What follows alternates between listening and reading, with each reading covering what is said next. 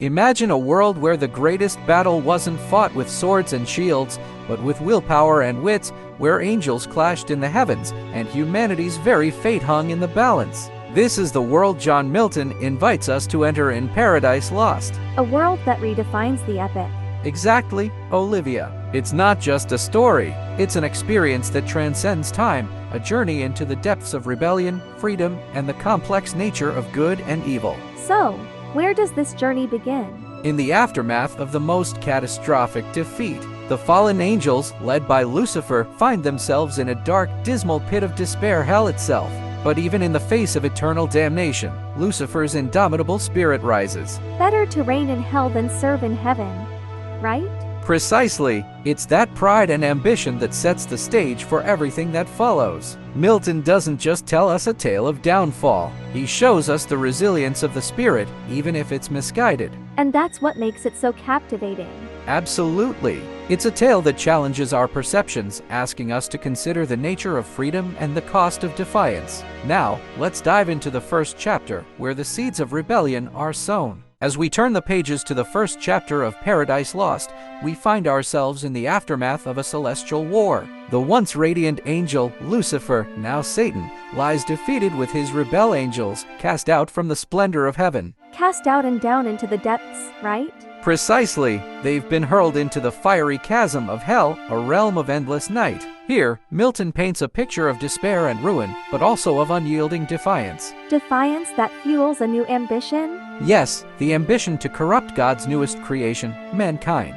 Satan, though beaten, is not broken. He rallies his fallen companions with impassioned speeches, igniting a spark of rebellion once more. So, it's not just a fall from grace, but a rise to a different kind of power? Exactly. Milton shows us that even in defeat, there's power and resilience. Satan's resolve is terrifying yet admirable in its own twisted way. And this is where the plot against humanity begins. Here, in the shadows of hell, Satan plots his revenge. It's a masterful setup for the epic tale of temptation and tragedy that awaits. A tale of temptation that begins with an apple. An apple that changed everything. But let's not get ahead of ourselves. For now, we witness the birth of a dark conspiracy and the foreshadowing of Paradise Lost. Olivia, welcome to Eden. Here, the first humans, Adam and Eve, reside. They are like children, curious and unburdened by knowledge of good and evil. So, this is where it all begins.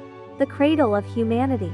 Indeed, Adam and Eve are blissfully unaware of the cosmic drama unfolding around them, but Satan, ever the opportunist, slithers into this idyllic scene. How does he infiltrate Eden? Disguised as a serpent, he approaches Eve. His words drip with honeyed persuasion, tempting her to taste the forbidden fruit, the fruit of knowledge. It's a pivotal moment. And Eve's decision changes everything? Precisely. She bites into the apple, and suddenly, her eyes open. She sees the world anew, but with that knowledge comes the burden of sin. Milton captures this paradox beautifully, the allure of enlightenment and the cost of disobedience. So, it's not just about the fall from grace, but the awakening of consciousness.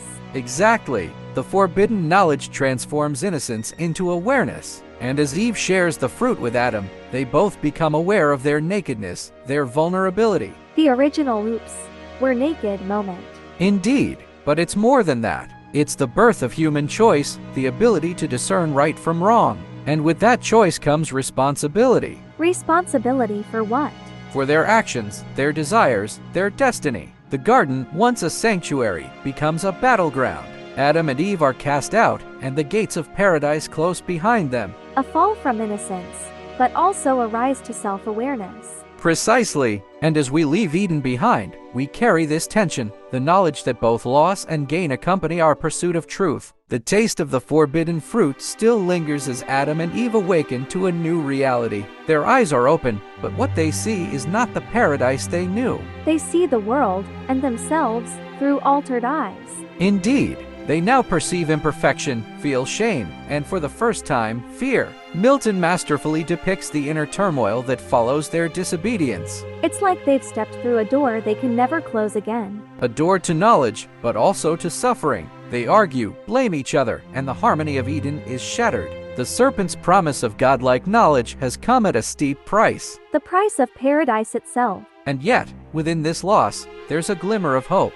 Milton doesn't leave them, or us, in despair. They seek forgiveness, and in doing so, they begin the long journey of redemption. Redemption? How so? They're promised that one day, a Savior will come to mend what's been broken. It's a prophecy that plants the seeds of hope amidst the ruins of the fall. A promise that light will emerge from darkness. Precisely, and as we close this chapter, we're reminded that even in the darkest moments, there's the potential for growth, for change, for salvation.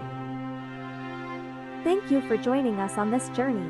If you enjoyed this video, don't forget to like, share, and subscribe for more stories from around the world. If you love our artistic creations, pop over to our Patreon to purchase our exclusive image works. Thank you for your support.